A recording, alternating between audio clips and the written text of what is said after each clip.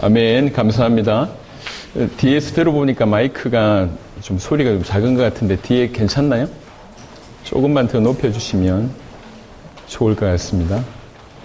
3년 만에 우리가 코로나를 뚫고 이제 여러분들과 함께 이렇게 수련회를 하게 돼서 너무 감사하고 좀 자주 해야 되겠다 이런 생각이 들었습니다. 아멘.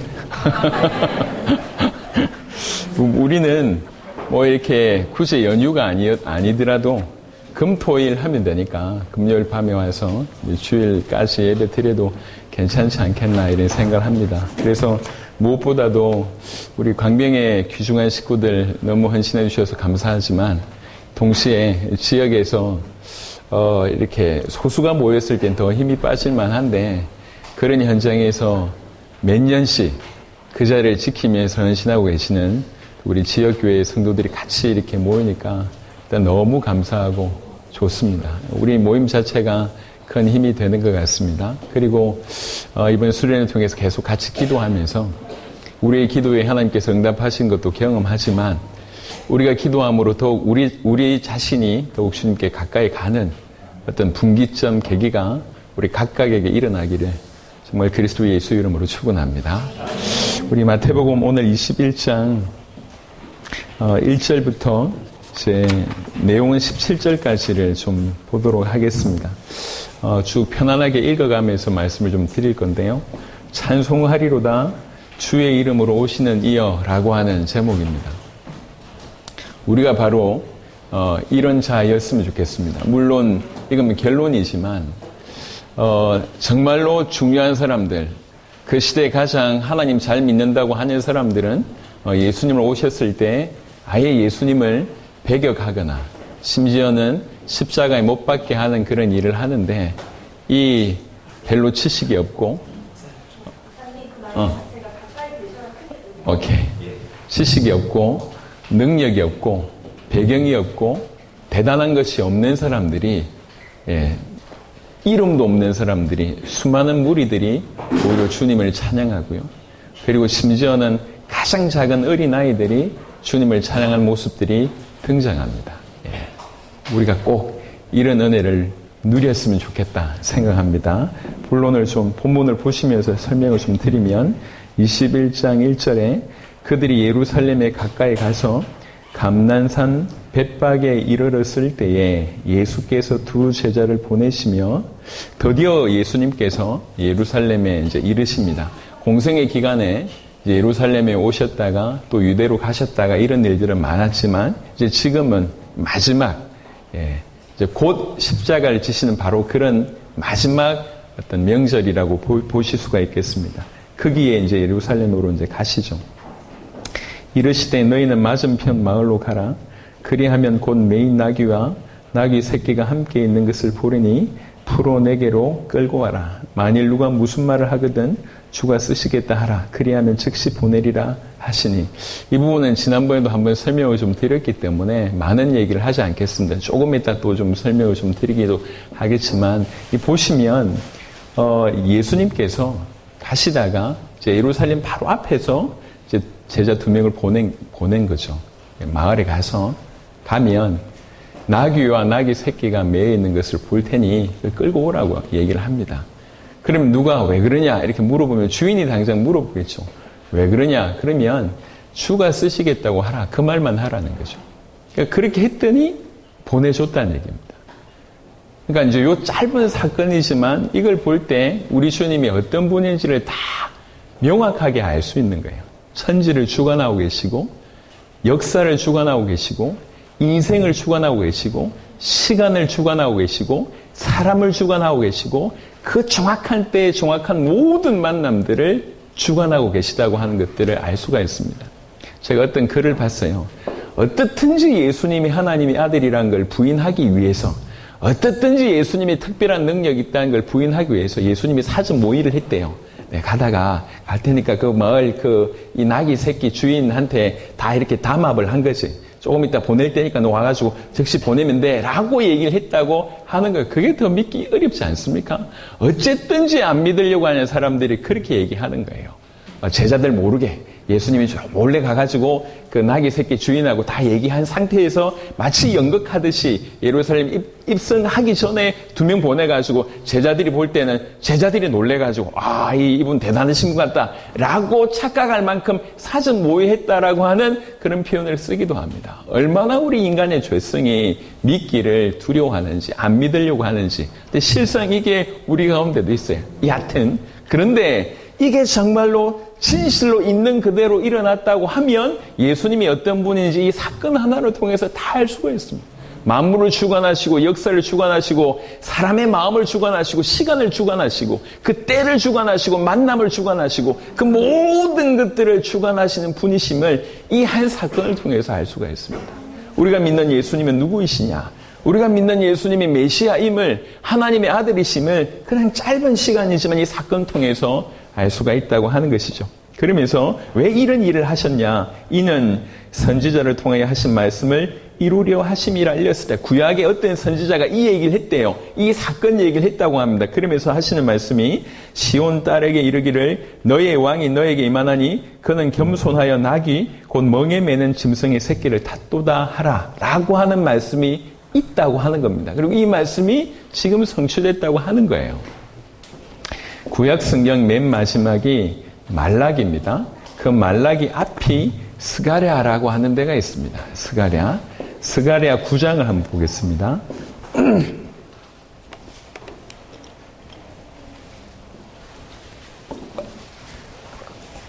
스가랴 9장 한 절 보겠습니다. 스가랴 9장 9절입니다.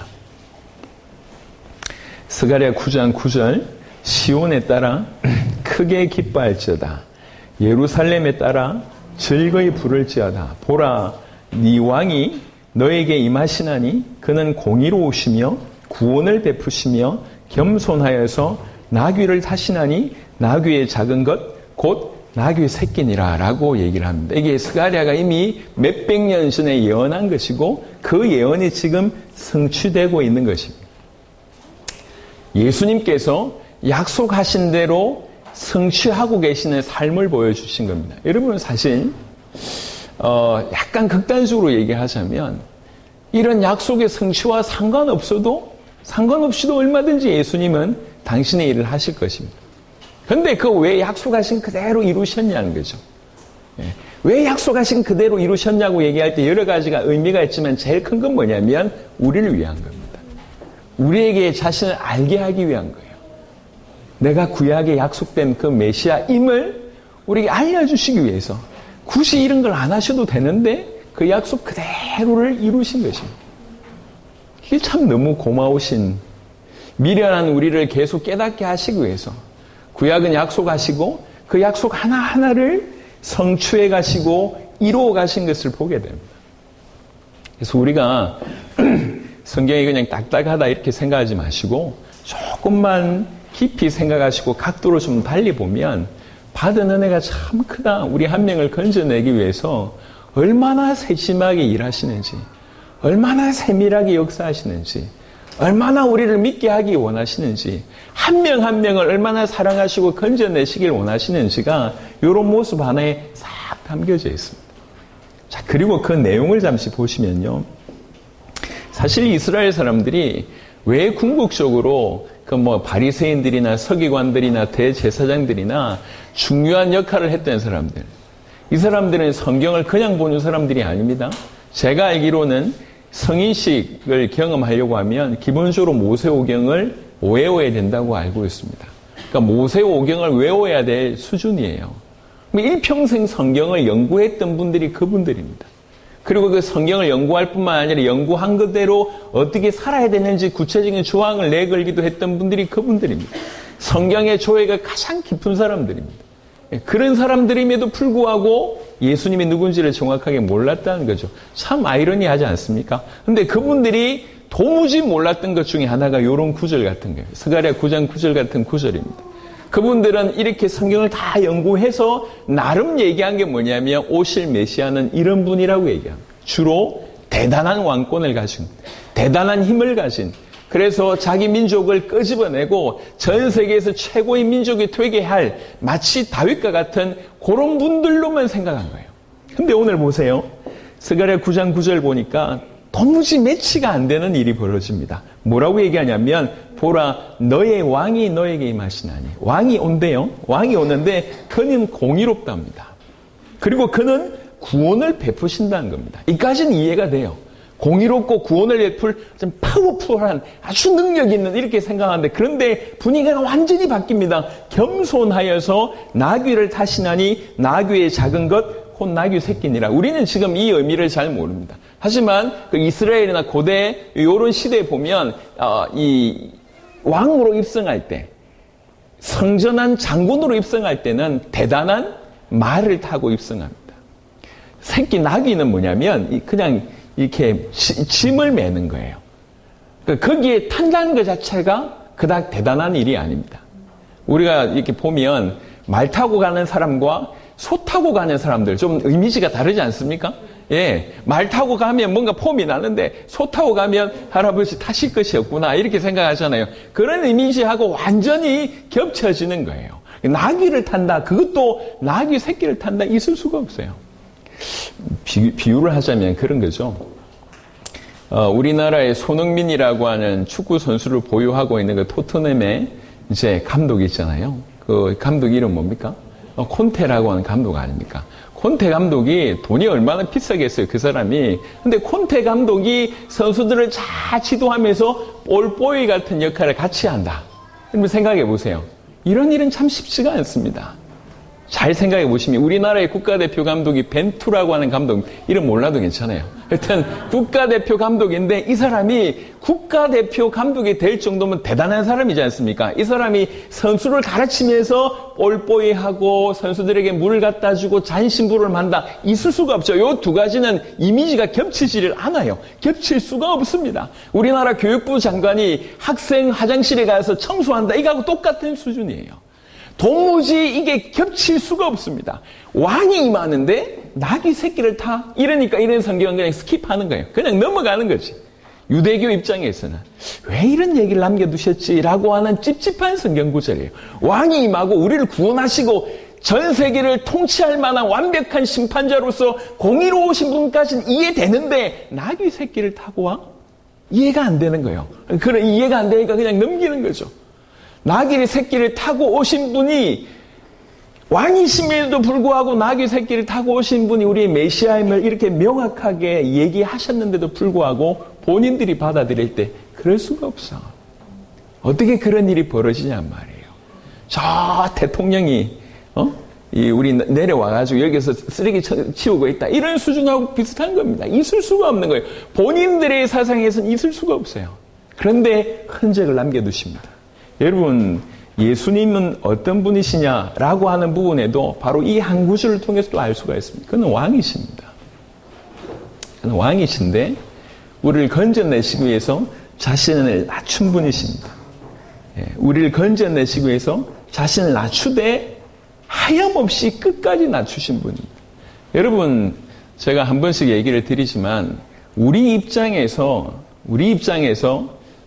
하나님의 어떤 수고를 볼 때 큰 수고가 창조일 수 있을지 모르겠지만 창조가 얼마나 큰 일입니까? 하나님 보실 때에 창조보다 더 수고로움이 있다고 하면 인간의 몸을 입으신 사건입니다. 하나님이 인간의 몸을 입으신 사건은 이건 우주에서 있을 수 없는 사건이에요. 우리를 건져내시기 위해서 인간의 몸을, 영이신 그분이 인간의 몸을 입으셔서 영원히 입으신 사건, 그게 성육신입니다. 그래서 왜 우리가 성탄절을 그렇게 기념하냐면 있을 수 없는 사건이 벌어졌거든요. 있을 수가 없어요. 영원히 인간의 몸을 영원히 입으셨습니다. 부활하신 주님은 부활체의 몸을 가지고 지금도 계십니다. 우리 인간을 건져내시기 위해서. 죄송합니다. 창조는 말로 하셨습니다. 그리고 인간의 흙을 빚으셨다고 얘기합니다. 그거하고 비교 안 될 정도가 자기가 인간의 몸을 입고 이 땅에 오신 사건입니다. 이걸 어떻게 설명하겠냐 말이에요. 그 정도로 낮아지셨습니다. 그래서 신학적으로는 이걸 비하라고 표현합니다. 낮아지셨어요. 인간이 되신 자체, 인간의 몸을 입으신 자체 낮아지셨어요. 그리고 이 땅에서 존재하는 그 삶, 여러분, 제가 자주 얘기하지만 죄 없으신 분이 죄인과 죄와 살아간다고 하는 것은 청량할 수 없는 고통입니다. 청량. 제가 이제 내일 또 인도로 가지 않습니까? 인도로 출발한 우리에게 가장 큰 고민이 뭘까요? 네, 일단 음식의 고민과 그래서 약을 잔뜩 싸갑니다. 인도 분들한테 얘기하시면 안 됩니다. 장염약 이런 거 잔뜩 싸갑니다. 혹시 음식 잘못 먹고 체할까 봐. 그 다음에 또 하나 뭘 싸가냐면 우리는 항시 이렇게 이불을 싸갑니다. 이불이나 침낭을 싸갑니다. 분명히 좋은 호텔에 들어가지만 그렇지 않을 경우들이 많기 때문에 제가 일본에 한번 갔다가 밤새 모든 벌레에 뜯긴 적이 있어요. 일본인데요. 믿고 갔죠. 방심했었습니다. 그래가지고 그러니까 이제 조금 그나마 우리나라가 그래도 좀 쾌적하고 좀 괜찮은 나라잖아요. 근데 그렇지 못한 나라에 갔을 때에 직면하는 게 이게 좀 청결하지 못함에 관해서는 굉장히 신경이 써요. 예. 다른 어떤 것들보다 자야 되고 먹어야 되니까요. 굉장히 신경 씁니다.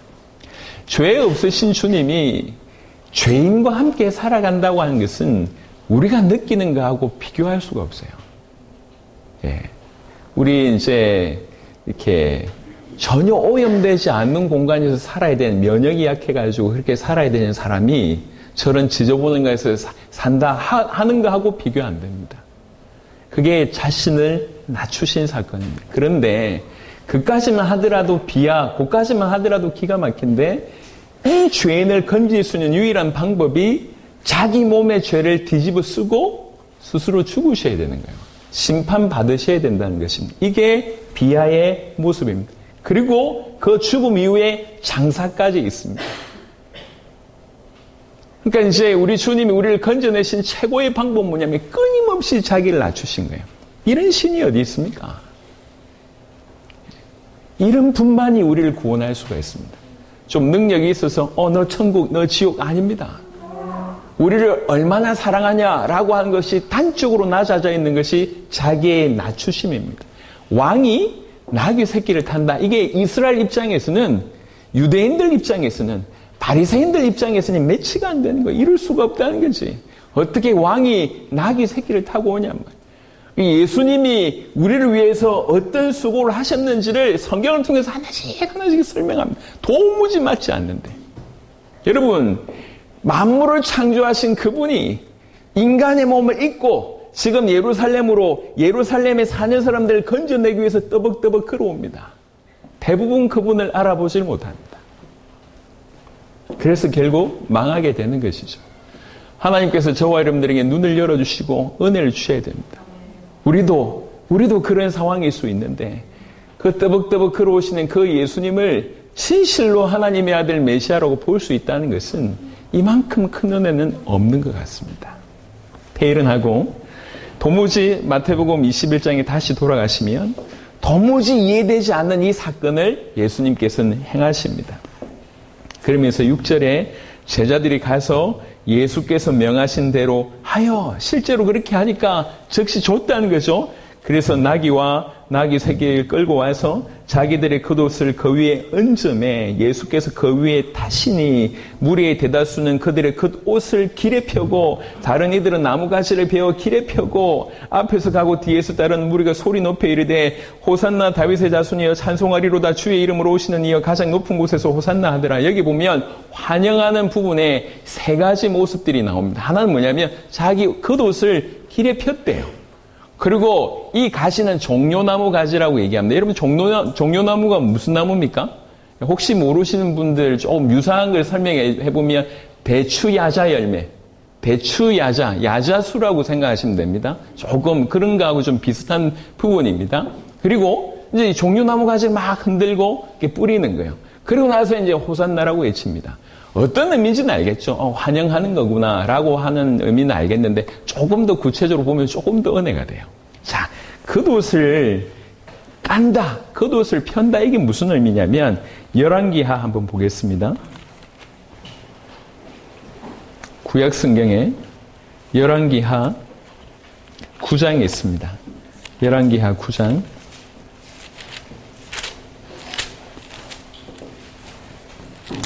열왕기하 9장에 보면 이제 예후라고 하는 사람이 이스라엘의 왕이 되는 그런 장면이 나옵니다. 열왕기하 9장 13절 보겠습니다. 열왕기하 9장 13절, 왕하 9장 13절, 무리가 각각 자기 옷을 급히 가져다가 섬돌 위 곧 예후의 밑에 깔고 나팔을 불며 이르되 예후는 왕이라 하니라, 이렇게 되어 있습니다. 겉옷은 어떻게 보면 자기를 뜻하는 거예요. 그러니까 자기 옷을 벗어서 그 발밑에 둔다는 얘기는 무슨 말이냐면 자기 위에 이 사람을 둔다는 얘기예요. 무슨 말입니까? 이분을 왕으로 인정한다는 거예요. 왕으로 영접한다라고 하는 의미가 겉옷을 길이 까는 거예요. 이분이 우리 왕이다. 이분이 진실로 왕이다. 이분을 진실로 우리는 왕으로 영접합니다. 라고 하는 의미가 이렇게 겉옷을 깝니다. 이분이 진실로 왕이기 때문에 다른 말로 얘기하면 우리는 이분에게 충성하겠습니다. 라고 하는 표현이 겉옷을 깐다는 거예요. 겉옷을 길에 펴는 겁니다. 그리고 또 종려나무를 흔든다는 얘기는, 종려나무는 여러분 야자수 의미를 좀 생각해 보면 사막에 가다가 종려나무가 있다, 야자수가 있다, 무슨 말입니까? 물이 있다는 얘기예요. 물. 그럼 출애굽 당시에 혹시 기억하실지 모르겠지만 출애굽을 하고 나서 너무 좋아서 찬양하고 미리암이 노래하고 이런 장면이 나옵니다. 그러고 나서 무슨 일이 벌어지냐면 갑자기 마라의 쓴물 사건이 나와요. 마라에. 3일을 물을 못 마셨는데 어디 가니까 물이 있는 거야. 물을 마셨는데 물이 너무 써요. 그래서 다 불평합니다. 그때 모세를 통해서 나무 하나를 집어 던졌더니 그게 물이 달아지는 사건이 벌어집니다. 그 사건이 끝나고 나서 바로 그 다음에 가는 곳이 엘림이라고 하는 동네입니다. 엘림. 여러분, 엘림 상호로 많이 쓰잖아요. 엘림. 출애굽기 15장 잠시 보겠습니다. 출애굽기 15장 27절입니다. 출애굽기 15장 27절입니다. 그들이 엘림에 이르니 거기에 물샘 12과 종려나무 70그루가 있는지라. 거기서 그들이 그 물 곁에 장막을 치니라. 그 종려나무와 이제 물샘 12개가 있었는데, 그러면서 그게 엘림이라고 얘기하잖아요. 그러니까 지금 엘림을 설명하려고 하는 것이 아니라 종려나무가 있다는 얘기는 물이 있다는 얘기예요. 즉 생명을 의미하는 것이 종려나무의 의미입니다. 또 하나는요, 종려나무의 어떤 이제 원래 이 언어를 좀 찾아보면, 이 나무에 대한 표현을 찾아보면 불사조라는 의미가 그 안에 들어가 있어요. 그래서 나무를 베잖아요. 종려나무를 베고 남아있는 그루터기에 불을 질러요. 그럼에도 불구하고 다시 싹이 나는 것이 종려나무입니다. 그래서 무슨 의미가 있냐면 이 종려나무는 죽었는데도 다시 산다라고 하는 부활의 의미, 희망의 의미를 가지고 있어요. 그래서 종려나무는 생명의 의미, 희망의 의미, 부활의 의미, 승리의 의미, 이런 걸 다 담고 있습니다. 그래서 종려나무를 흔든다는 얘기는 그냥 반갑습니다, 좋습니다, 이 얘기가 아니고 이제 이 사람을 통해서 희망을 본다는 거죠. 생명, 부활, 승리를 본다는 거죠. 그래서 막 흔든. 그러니까 이거 누구한테 함부로 흔드는 게 아니에요. 정말 왕이 입성할 때. 오늘은 왜 흔듭니까? 메시아가 입성하니까 막 흔드는 거예요. 그러면서 찬송합니다. 뭐라고 얘기합니까? 호산나라고 찬송합니다. 호산나 무슨 뜻입니까? 우리가 당신께 구합니다. 당신이 우리를 구원하소서라고 하는 것이 호산나입니다. 이런 의미가 들어가 있습니다. 우리가 당신께 기도합니다. 우리를 구원하소서. 그래서 호산나라고 하는 이 의미는 기쁨의 의미, 승리의 의미, 또 구원의 희망이 다 담겨져 있습니다. 이게 하나하나가 사실은 왕의 아니면 메시아의 적극적인 환영이 표현되어 있는 것이 이 부분들입니다. 그러면서 얘기하지 않습니까? 당신이 다윗의 자손이라고. 당신이 주의 이름으로 오시는 분이라고 이 많은 무리들이 환영하는 장면들이 쭉 옵니다. 얼마나 기가 막힙니까? 예수께서 그렇게 하고 21장 10절에 예수께서 예루살렘에 들어가시니 온 성이 소동하여 이르되 이는 누구냐 하거늘 무리가 이르되 갈릴리 나사렛에서 나온 선지자 예수라 하니라. 예수님이 입성할 때 온 동네, 온 마을이 난리가 났어요. 온 예루살렘이 난리가 났습니다. 그런 상황입니다. 자, 그런데 약간 떼놓고 좀 객관적인 얘기를 해보십시다. 지금 예수님께서 예루살렘으로 오시는 거예요. 아주 간단한 얘기입니다. 또 우리가 질문을 해봐야 될 것이 누가 어디에 오고 있냐는 거예요. 아주 간단한 얘기입니다. 하시면 누가 오시고 있으며 어떻게 오시고 있으며 어디에 오고 계신가. 이 간단한 질문이 우리한테 큰 메시지가 됩니다. 여러분, 지구상에서 정말 수많은 사람들이 예수님을 알고 있습니다. 하지만 그 예수님을 진실로 알고 만나는 사람들은 참으로 아이러니하게 소수라고 보게 됩니다. 이게 지금 오늘날 가지고 있는 아이러니인데요. 누가 오십니까, 지금? 어린아이의 모습으로 오셨다가, 지금은 몫으로 계시다가, 이제 이렇게 드디어 당신이 누구신지를 보이시면서 오고 계신데, 그분은 사실은 창조주십니다. 그분은 만물을 붙들고 있는 섭리하신 분이십니다. 그분만이 우리를 구원하실 수 있는 구원자시고, 그분은 우리를 심판하실 분이십니다. 그분은 하나님의 형상입니다. 드러난, 보이지 아니하는, 하지만 드러난 하나님의 형상입니다. 그리고 그분에게 하나님의 영광이 있습니다. 요한복음 1장에 보시면 다 나와 있는 얘기입니다. 그분만이 하나님의 영광입니다. 그리고 그분은 왜 오셨습니까? 우리를 구원하시기 위해서. 하나님이 우리를 얼마나 사랑하신지를 여과 없이 보이시려고 오셨습니다. 그러니까 그분은 그냥 우리하고 멀리 떨어져 있는, 그냥 능력 많으신, 그냥 우리를 객관적으로 쳐다보고 계신 그런 분이 아니라 철저하게 능력이 있으시면서 철저하게 우리를 사랑하시며, 그러면서 자기를 낮추셔서 지금 우리 앞에 등장하셨습니다. 많은 사람들이 그 예수님을 보시고 그 예수님을 알아듣지를 못했습니다. 오늘날도 마찬가지인 것 같습니다. 이렇게 수많은 사람들이 예수 이름을 부르는데, 여러분, 미국에서는 지저스라는 이름이 안 좋은 의미로 쓰입니다. 이렇게 아이고 이런 의미도 있지만 약간 욕 같은 의미로 쓰입니다. 지저스를 부르는 게. 오 마이 갓, 이게 내 하나님이 좋다는 얘기가 아니고 이게 안 좋은 의미입니다. 그렇게 돼버렸습니다. 좋든지 나쁘든지 수많은 사람들이 예수님을 부르고 하나님을 부릅니다. 교회 안에 있는 수많은 사람들이 예수님을 부르고 하나님을 찾습니다. 하지만 그 예수님의 이름값 그대로 진실로 믿는 사람들은 이 땅에 너무 소수라고 하는 것이 너무너무 안타깝습니다. 자, 이렇게 예수님께서 오셨는데 그 예수님을 맞이하는 우리의 모습은 사실 죄송합니다. 좀 처참합니다. 12절부터 좀 보시면요. 예수께서 성전에 들어가사 성전 안에서 매매하는 모든 사람들을 내쫓으시며 돈 바꾸는 사람들의 상과 비둘기 파는 사람들이 의자를 둘러엎으시고, 예수님께서 유독 화난 모습이 이 모습입니다. 성경이 몇 번 나오죠. 그럼 원래 성전은 하나님께 기도하고 예배하는 모습이에요. 특별히 예배는 제사를 통해서 드리지 않습니까? 그럼 제사를 드리려고 하면은 조건이 뭡니까? 흠 없는 제물이어야 돼요. 그러니까 이스라엘 백성들이 저기 자기 집에서 짐승을 데려오다가 좀 먼 데에서 오려면 한 5개월 걸린답니다. 쭉 오다 보면 흠이 생길 수밖에 없잖아요. 그러면 심판하시는 이렇게 흠이 있는지 없는지 밝히는 사람들에게 다 빠꾸를 해버려요. 그럼 다시 집에 가서 그걸 다 들고 와야 돼. 이게 어마어마하지 않습니까? 그러니까 자연스럽게 무슨 일이 생겼냐면 흠 없는 재물을 파는 일이 벌어진 거예요. 합리적으로 보이는 것 같지만 나중에 어떻게 되냐면 이 성전에서 파는 것 아니면 다른 건 다 빠꾸될 만큼 돈벌이로 전락을 시켜버린 거예요.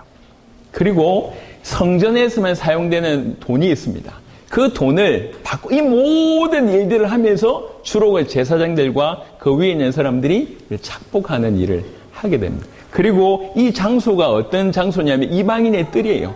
이방인들이 들어와서 그래도 하나님을 섬길 수 있는 하나님의 전이라고 볼 수 있는 유일한 공간이 그곳에서 이방인들 들어오시면 이렇게 장사하고 있습니다. 하나님을 섬기는 어떻게 보면 이스라엘의 가장 중요한 예루살렘, 그 예루살렘에서 가장 중요한 성전 한복판이 완전히 변질된 것입니다. 하나님을 예배하는 사람들을 상대로 해서 돈으로, 사업으로, 자기 이익으로 바꾸는 그런 일이 벌어졌어요. 그래서 예수님께서 이것을 견디지 못하시고 13절에 그들에게 이르시되 기록된 바 내 집은 기도하는 집이라 일컬음을 받으리라 하였거늘 너희는 강도의 소굴을 만드는도다. 지금 성전이 어떻게 됐다는 얘기입니까? 강도의 소굴이 됐다는 거예요. 그냥 읽을 수 있는 말이지만 누가 오시는가라고 하는 부분과 누구에게 오시는가라고 하는 질문을 할 때 우리 주님은 이렇게 자신을 낮추어서 오는데 나름 그분을 사랑한다고, 하나님을 사랑한다고 기다리고 있던 어느새 우리의 마음과 우리의 상황과 우리의 교회가 지금 이런 교회가 돼버렸다는 거예요. 나름 하나님을 사랑하는 사람들이 모였잖아요. 하나님을 섬기고자 모였잖아요. 그런데 어느새 뚜껑 열어보니까 강도가 돼버렸어요. 강도끼리 모이는 강도짓을 하는 그런 공간이 돼버렸어요. 기도하는 집이, 주님을 예배하는 집이, 주님을 섬기는 집이 가장 나쁜 짓을 일삼는 그런 공간이 돼버렸습니다. 저는 가끔씩 이런 어릴 때니 성경 볼 때 이게 이해가 안 돼서요. 사랑의 하나님이 채찍질을 해? 이해가 안 되잖아요. 상반된 모습이잖아요. 예수님이 채찍질을 하고 상을 둘러 엎으시고 이게 보통이 아닙니다. 성경은 항상 좀 표현을 극단적으로 잘 하지 않습니다. 극단적인 사건인데도 살합니다. 예, 죽었는데 잔이라 이러면서 포장 자체를 살하는 곳이 성경이에요. 그런데 그 성경에서 예수님의 모습을 이 정도로 얘기했다고 할 정도는 사실은 굉장히 크게 액션 하셨다는 얘기입니다. 처음 이해가 안 됐어요. 아니 오른쪽 뺨 때리면 왼쪽 내주라고 해놓고 본인은 지금 채찍질하고 쌍 둘러보고 이게 이미지가 안 맞잖아요. 얼마나 그것이 마음에 분노가 있고 얼마나 그것이 이 의분이죠. 얼마나 주님 보실 때 기가 막힌 사건이냔 말이에요. 이게 2000년 전에 예루살렘 성전에서 있었던 일이지만 오늘날 교회를 보시면서 우리 주님이 또 교회의 몸이라고 할 수 있는 우리 교회 지체라고 할 수 있는 우리 자신을 볼 때 과연 주님이 과연 기도의 집대로 살고 있구나라고 칭찬하실지 강도의 소굴이라고 얘기하실지는 다른 얘기예요. 그래서 마음이 아픈 거예요. 우리 주님이 이렇게 자신을 낮춰서 왔는데 이 예루살렘의 모습이 우리 인생과 너무 닮았다는 생각을 하게 됩니다. 그 다음 보세요. 14절에 맹인과 전원자들이 성전에서 예수께 나오매 고쳐주시니 이 맹인과 전원자들은 희망이 없는 자였습니다. 맹인과 전원자들이 희망이 없는데 이 희망이 없는 자를 성전에서 하나님을 섬기는 자들은 오히려 이 사람들을 정죄만 하고 품어주지 못하고 이해하지 못하고 정죄만 하는 역할만 하고 있었습니다. 예수님 오시니까 이 사람들이 달라들어요. 그 다음에 또 뭐라고 얘기하냐. 대제사장들과 서기관들이 예수께서 하시는 이상한 일과 또 성전에서 소리질러 호산나 다윗의 자손이 하는 어린아이들을 보고 노하여라고 얘기합니다. 예수님 오셔서 둘러 엎으시고 그 다음에 저 맹인과 다리 저는 자를 막 고쳐주시고 있는데 저 한쪽 구석에 정말 아무것도 모른다고 얘기할 수 있는 어린아이들이 주님을 찬양하는 거예요. 그 모든 일들을 보고 가장 하나님의 일을 위해서 직업까지도 그 직업을 가지고 있는 사람들이 그걸 가지고 노했다고 얘기합니다. 화냈다고 얘기합니다. 하나님이 행하신 역사에는 전혀 관심이 없어요. 이분이 누구인가 전혀 관심이 없어요. 그냥 자기 기준에는 안 맞는 거예요. 이분은 메시아일 수 없다는 겁니다. 메시아일 수 없는 이분에게 저 어린아이들까지 완전히 세뇌당했다고 이렇게 생각하는 거예요. 그래서 노했다고 얘기합니다. 하나님이 행하신 역사를 보더라도 전혀 상관없어요. 종교가 되더라도 이렇게 종교일 수 없고 껍데기만 남아도 이렇게 껍데기일 수 없습니다. 정말 아이러니하게 하나님을 섬기는 분들이 메시아를 죽이는 결론에 이르게 됩니다. 여러분 이거는 2000년 전에 그때의 잘못이 아니고 항상 우리가 겸손하게 우리를 돌아봐야 될 굉장히 중요한 메시지입니다. 그분들의 지식에 우리는 이르지 못합니다. 그분들의 노력과 헌신에 대제사장 바리새인들 이 사람들의 수준에 우리가 못 이룬다니까요. 그들의 삶의 수준에 우리가 이룰 수가 없어요. 근데 그들도 이렇게 복음 반대편에 설 수 있다고 하는 것을 우리에게 메시지로 주시고 있다는 것입니다. 우리는 교만할 이유가 없고요. 절대로 교만하면 안 돼요. 정죄 이전에 우리를 돌아봐야 돼요. 내가 혹시 복음 반대편에 있을 수 있다는 거예요. 이게 지금 우리에게 주신 메시지입니다. 이 예루살렘의 처참한 모습, 예루살렘 안에 있는 이 성전의 처참한 모습이 오늘날 교회의 모습이고 우리의 모습일 수 있다는 거예요.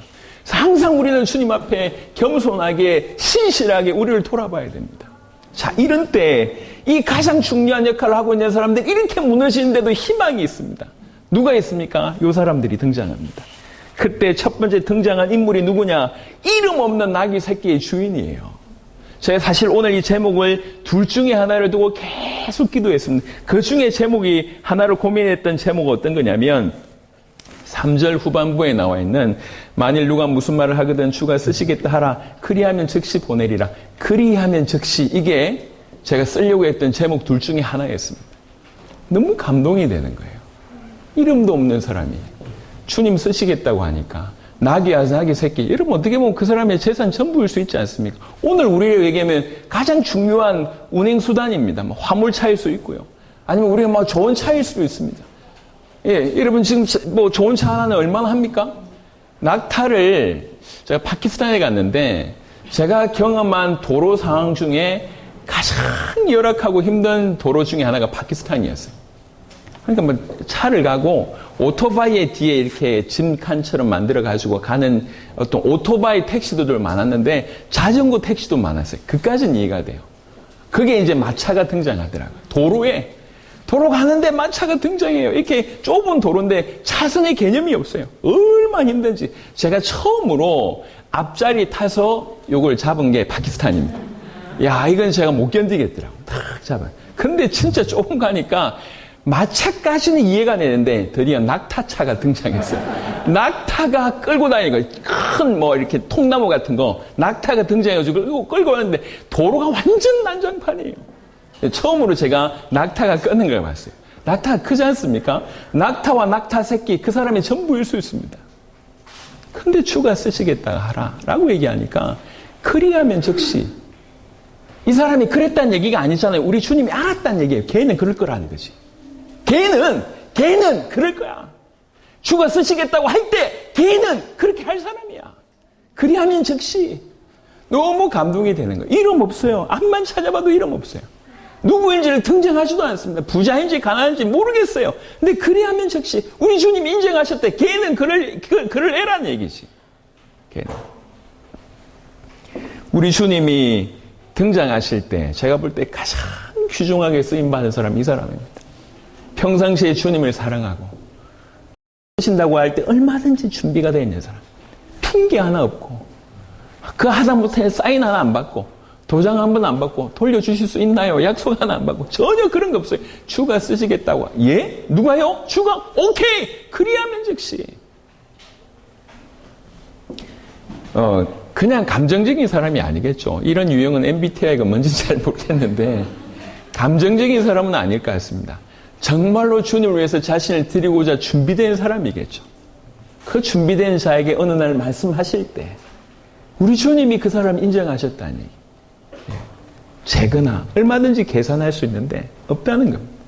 주님이 쓰신데 그러면 우리가 인생을 살아가면서 이런 사람들로 살아갈 수 있고 우리 주님이 그렇게 인정하는 사람이라고 하면 얼마나 행복할까요? 우리가 그랬으면 좋겠습니다. 우리가 이 세상을 살면서 주님을 사실상 주인이라고 인정하면서도 우리는 사실상 청지기인데 여전히 우리는 우리가 주인이라고 생각하는 거예요. 그래서 주님이 쓰시겠다고 하는데도 지가 청지기인데도 아깝다고 생각하는 거예요. 계산하고 주님이 다 계산하실 것인데 희망 있는 사람이에요. 또 두 번째는 누구냐면 이 제자들입니다. 제자들이 가서 예수께서 명하신 대로 하여 이것도 보통 일이 아니잖아요. 그러면 생각해 보세요. 제가 용훈 장로 보고 야 저기 앞에 가면 차 있을 거다 끌고 와라. 가는데 용훈 장로 가는데 그 앞에서 주인이 왜 그러시냐? 주인이 쓰시겠다고 합니다. 우리 목사님이 쓰시겠대요. 라고 얘기하면 주겠다고 얘기해서 보냈다고 얘기할 때 이 사람들이 어떤 마음이 있겠습니까? 아, 우리 목사님이 힘드셨구나.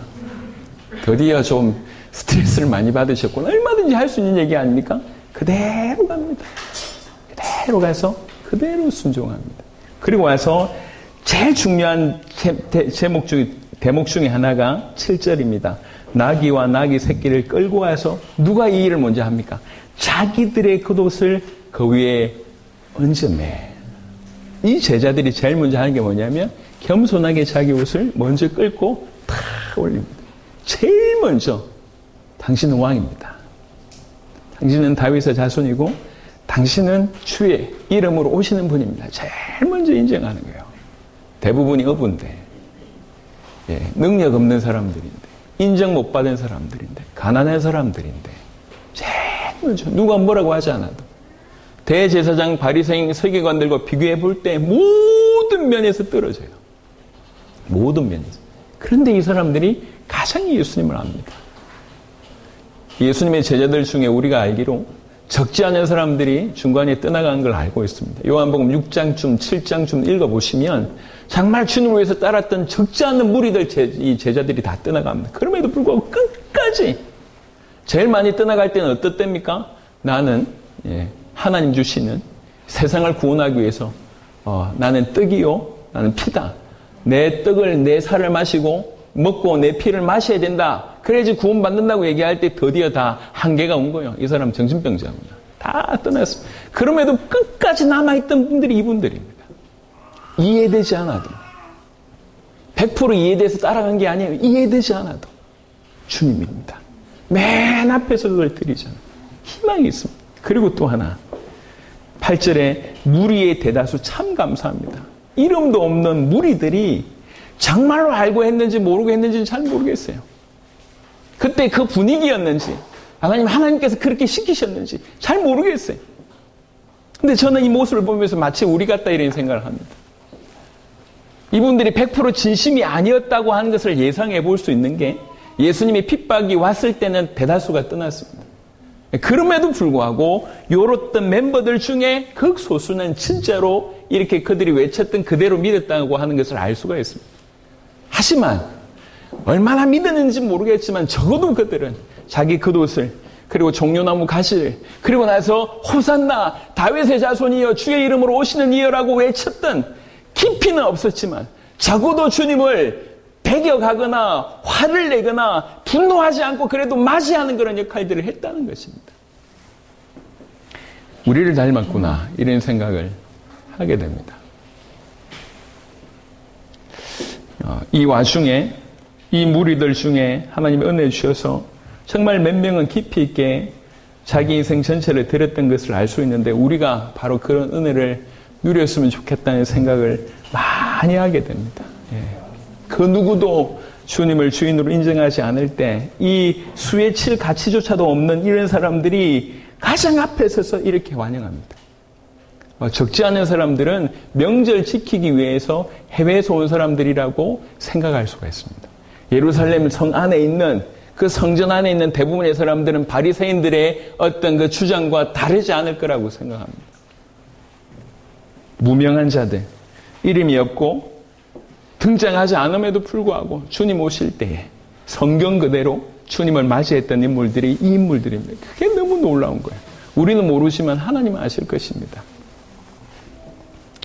아무도 주님 다시 오심을 아무도라고 표현하기는 좀 그렇지만 적지 않은 사람들은 주님의 다시 오심과 무관하게 삽니다.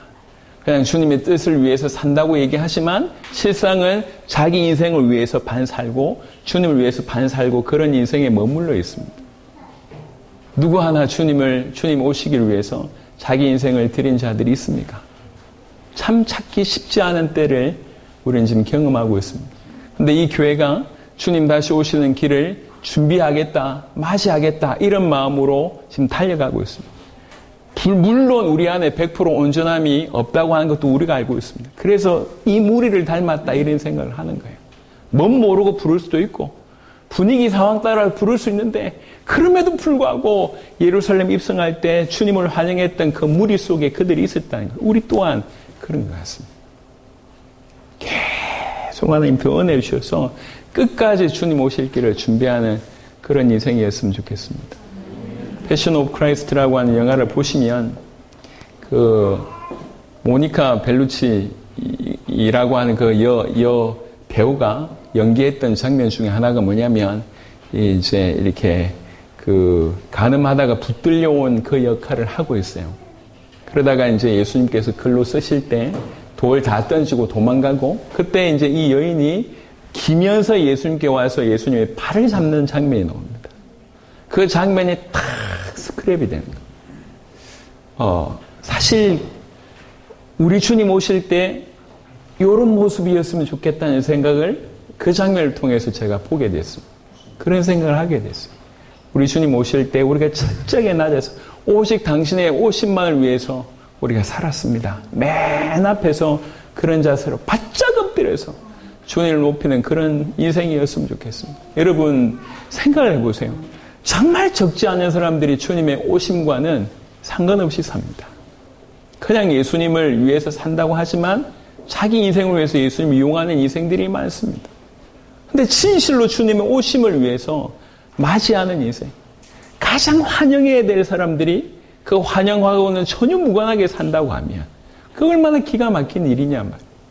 이 마지막 때에 주님 다시 오신다고 하는 것을 진실로 믿고 호산나를 외치고 다윗의 자손이여 주의 이름으로 오시는 이여 찬송하리로다 외치면서 그 맨 앞에 있는 일평생 그런 삶을 사는 그런 은혜가 우리 가운데 있었으면 좋겠습니다. 이 모습들 보면 이 이름 없는 나귀 주인의 모습들, 그리고 이제 앞서는 제자들의 모습들, 그 무리의 모습도 대단하지만 진짜 감동이 되는 건 뭐냐면 이 어린아이들이에요. 15절에 보니까 소리 질러 호산나 다윗의 자손이여 하는 어린이들, 이렇게 표현되어 있어요. 어린이들. 신앙의 기쁨은 얼마나 깊습니까? 근데 이게 감동이 되는 거예요.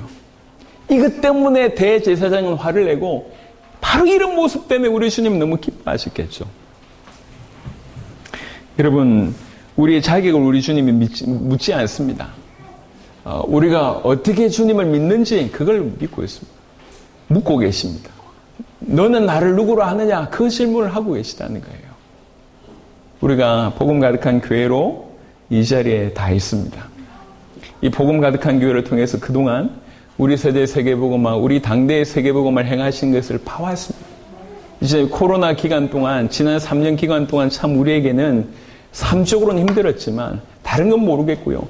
그 코로나라고 하는 기간 동안에 하나님께서 어찌 행하신지를 보셨습니다. 분명히 제가 경험하기로는 우리 사역에 뭔가의 한 단계를 뛰어넘는 응답을 주셨습니다. 특별히 한국에 있는 선교사님들과 연결을 통해서 한국의 선교사님들은 모든 나라에 들어가 있습니다. 예. 이 모든 한국 선교사님들과 함께 또 세계복음화할 수 있는 길들이 열렸어요. 사실 우리 몇 주 전에 이렇게 간담회가 열렸잖아요. 미니 공청회 같은 게 열렸잖아요. 또 이렇게 해야 되나 이런 생각이 들었어요. 내가 꼭 해야 되나? 그거 얘기하기도 싫은 그런 얘기를 또 끄집어내야 되나? 왜 이렇게 해야 되나? 그래서 사실은 마음이 좀 불편했어요. 준비하는. 그게 이제 이렇게 질문을 또 조금 이렇게 생각이 좀 그런 사람들이 공격하려고 질문하면 또 피곤해지거든요. 그래서 좀 생각이 좀 그랬어요. 근데 사실 그 간담회를 하고 나서 저는 마음이 참 좋았습니다. 왜 좋았냐면 딴 게 아니라 지난 1년 반 아니면 2년 동안 우리가 중심을 가지고 함께 하셨던 선교사님들이 어떤 중심인지를 제가 확인하게 됐어요. 너무 기뻤어요. 뭔가 대단하게 아닌 것 같은데 이분들이 너무 깊이 있게 이 복음을 받고 이 복음으로 동력하려고 하는 그런 중심을 오히려 드러내셔서 저는 그게 너무 좋았습니다. 간담회 하기 전에 마음이 불편했는데 하고 나서 너무 좋았어요. 마음에 기쁨이 올라오더라고요. 그동안 죄송합니다. 투자한 거, 이렇게 헌신한 거, 이게 헛된 일이 절대로 아니구나. 이렇게 든든하게 쓰셨구나. 코로나 기간 동안 우리는 받은 응답이 많습니다. 너무 많습니다. 제가 볼 때는 몇 가지가 너무 있습니다. 귀중한 만남들, 중요한 일들이 이 코로나를 통해서 일어났습니다. 너무 감사하죠. 그리고 이제 코로나가 웬만큼 정리되기 시작하니까 지금 보세요. 수련회 끝나자마자 내일 공항으로 가야 됩니다. 인도 사역 열리고 지금까지 준비된 모든 곳에서 오라고 외칩니다. 네팔 사역을 제가 못 간다고 얘기했어요. 딜리 목사님. 이게 우리말로 약간 삐지신 것 같아요. 그래가지고 내년엔 꼭 들어와라고 얘기합니다. 제가 네팔이 좀 두렵거든요. 왜냐면 볼리비아 같을까봐 제가 사역하면서 볼리비아는 누워서 사역을 했어요. 누워서도 사역할 수 있구나. 이걸 제가 경험하고 온 게 볼리비아인데 네팔이 높잖아요. 그리고 이동수단 보셨습니까? 전부 오토바이예요. 저는 오토바이가 싫어요. 오토바이 뒤에 타고 이동해야 되는. 그런데 이제 사역을 해야 됩니다. 여러 군데에서 너무 많은 일들이 벌어지고 있습니다. 여러분, 익숙해져서 그것이 아무것도 아니라고 생각하면 큰 실수입니다. 여러분들이 보고 있는 것은 절대로 익숙해져야 될 것이 아닙니다. 하나님이 전 세계를 살리고 계신 그 일들을 여러분 보고 계십니다. 얼마나 감사합니까? 이 일에 복음 가득한 교회로 여러분 부르셨다는 거죠. 오늘도 부르심 찬양했지 않습니까? 딸려온 게 아니에요. 하나님이 여러분 각각을 부르셨어요. 우리 안에는 그래도 좀 인정받는 사람들, 좀 열심히 하는 사람들, 덜 열심히 하는 사람들, 그냥 뒷자리에 앉아있는 사람들. 제가 이제 뒷자리에 앉아보니까 뒷자리에 앉은 마음을 이해하겠어. 편하더라고. 별로 눈치 안 보고 뒤에서 이래서 뒷자리에 앉구나. 여기 지금 앞에 비어있잖아. 예. 그래도 제가 용서합니다. 괜찮습니다. 뒷자리에 여전히 앉아 계십시오. 괜찮습니다. 마음에 한 명 한 명을 우리를 복음 가득한 교회로 부르셨구나. 어제도 우리 진영고사가 첫 번째 기도회 하면서 그렇게 열어주셔서 너무 감사했어요. 여러분, 하나님이 우리를 부르셨어요. 그리고 하나님 불러주셔서 이것 지금까지 하나님께서 우리를 통해서 이루셨어요. 제가 작년에 우리 보고했지 않습니까? 작년에 뚜껑 열어보니까 우리 교회 모든 헌금 중에 60% 이상이 다 세계복음을 위해서 쓰여집니다. 우리 교회를 위해서 쓰여지는, 여러분 보통의 교회가 성경을 얼마나 사용하는지, 재정의 몇 프로를 사용하는지, 큰 교회일수록 얼마나 감당하는지 한번 보세요. 60%, 50% 있을 수 없습니다. 저 전주의 깡통교회라고 하는 교회가 그렇게 귀중하게 쓰임받았습니다. 정말 손에 꼽습니다. 근데 하나님의 은혜로 우리 교회를 그렇게 축복하셨습니다. 조금 전에도 우리 장로님 기도하셨던 것처럼 숫자도 많지 않고 능력 있는 사람들도 우리 많지 않습니다. 근데 이런 자들을 통해서 하나님 이루신 일이 너무 크지 않습니까? 말씀을 페이런하고 마무리하겠습니다. 여러분, 아무도 주님을 환영하지 않고 있는 시대를 우리는 살아가고 있습니다. 아무도 주님을 알아보지 못하고 있는 시대에 우리는 살아가고 있습니다. 정말 아이러니하게. 정말 많이 하나님을 알고 성경을 알고 많은 지식을 쌓았는데도 진실로 예수님을 환영하고 자기 온몸을 들여서 제발 나를 사용해 주세요라고 그렇게 인격적으로 진실로 그렇게 믿고 있는 사람들이 참으로 찾기 힘든 시대를 우리는 살아가고 있습니다. 더불어 주님 다시 오심을 간절히 기다리는 신앙인이 거의 없는 때를 살아가고 있습니다. 하나님께서 우리를 먼저 부르셔서 다행히 감사하게 그 주님 오심을 준비하는 교회가 되게 하셨습니다. 우리의 부르심의 이유입니다.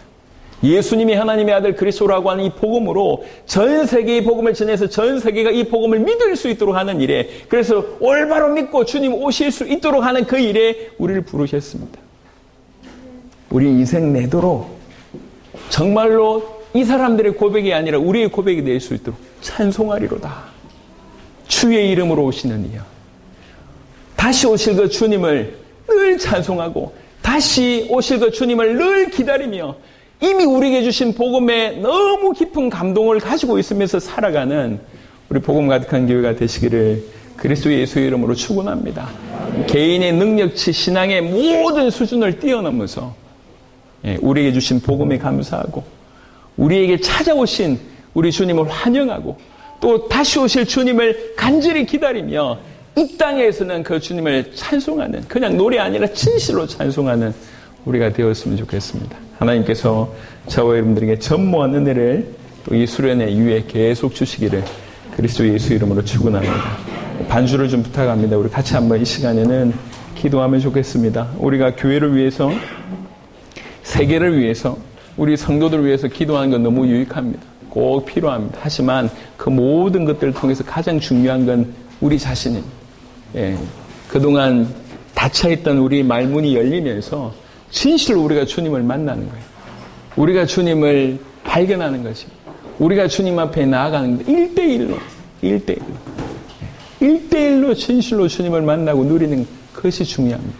그래서 오늘 주시는 말씀 붙들고 이번 수련의 기간 내도록, 오늘 예배 내도록 주님 나를 만나주시고 내가 1대1로 주님 앞에 서게 하여 주시고 정말로 다시 오실 주님을 기다리며 그 시간까지 찬송하는 우리가 되게 하시고 이미 우리에게 허락하신 이 예수의 복음으로 충만할 수 있도록 하나님 역사해달라고 우리 자신을 두고 오늘 주신 말씀을 두고 이 시간 간절히 한번 기도하도록 하겠습니다. 살아계신 주님 감사합니다. 주여 감사합니다. 주님이여 우리 모든 성도들에게 주여 예수가 누구인지, 누가 오시고 누가 우리에게 오셨는지, 아버지 오신 그분이 누구이신지 알 수 있도록 하나님 역사해 주시기를 기도합니다. 다른 어떤 것으로는 우리 인생을 유지할 수가 없습니다. 아버지 세상 가운데 뻗어낼 수 없습니다. 이 강력한 흑암의 괴계에 넘어질 수밖에 없습니다. 하지만 오직 우리를 구원하신 하나님의 아들 그리스도이신 예수님을 정확하게 알고 믿을 때만이 아버지 하나님 우리를 지키시고 우리를 가정을, 우리 교회를, 이 나라의 민족을, 열방을 지켜낼 수 있을 줄 믿습니다.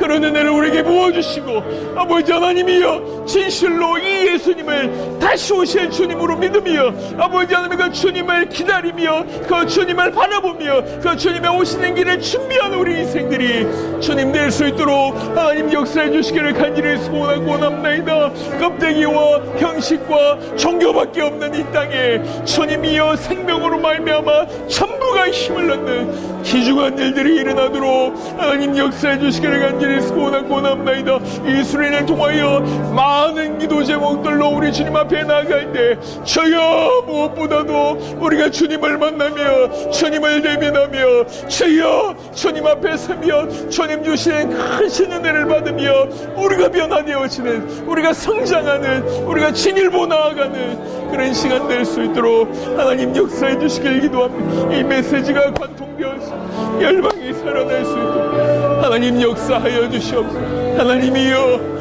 크신 은혜를 부어주소서. 말씀 그대로의 은혜를 우리에게 부어주시기를 간절히 소원하고 주님을 환영하지 않는 이때에 아버지 하나님이여 주님을 환영하는 주님을 기다리지 않는 이때에 주님을 기다리는 기다리며 주님을 찬송하는 우리 모든 성도들이 될 수 있도록 하나님 역사하여 주시옵소서. 하나님 이렇게 수련회로 예배로 모이게 하심을 감사합니다. 또 이 계기를 통해서 더욱 우리 주님의 오시는 길을 우리 세대의 세계복음화의 그 놀라운 길을 감당하게 하실 줄로 믿습니다. 주님을 환영하지 않는 시대에 주님을 기다리지 않는 시대에 우리가 살고 있습니다. 주님 겸손하게 우리만이라도 주님을 우리 온몸과 마음으로 맞이하며 환영하며 또 다시 오실 주님을 열렬히 기다리며 이 땅에 사는 날 동안 주님을 찬송할 줄 알도록 우리를 축복하여 주시옵소서. 우리를 복음 가득한 교회 공동체로 부르셨사오니 이 교회 부르심에 걸맞게 주님 오시는 길을 우리 모두가 함께 준비할 수 있도록 역사하여 주옵시며 이번에 함께 기도하며 우리 주님 앞에 나아갈 때 공동체로 나아갈 때 교회로 나아갈 때 큰 은혜를 주시고 한 명 한 명의 주님을 1:1로 깊이 만나는 그래서 우리 인생이 변화되어지는 중요한 계기 될 수 있도록 축복하여 주옵소서. 감사를 드리옵고 우리 주 예수 그리스도의 이름으로 기도드렸습니다. 아멘.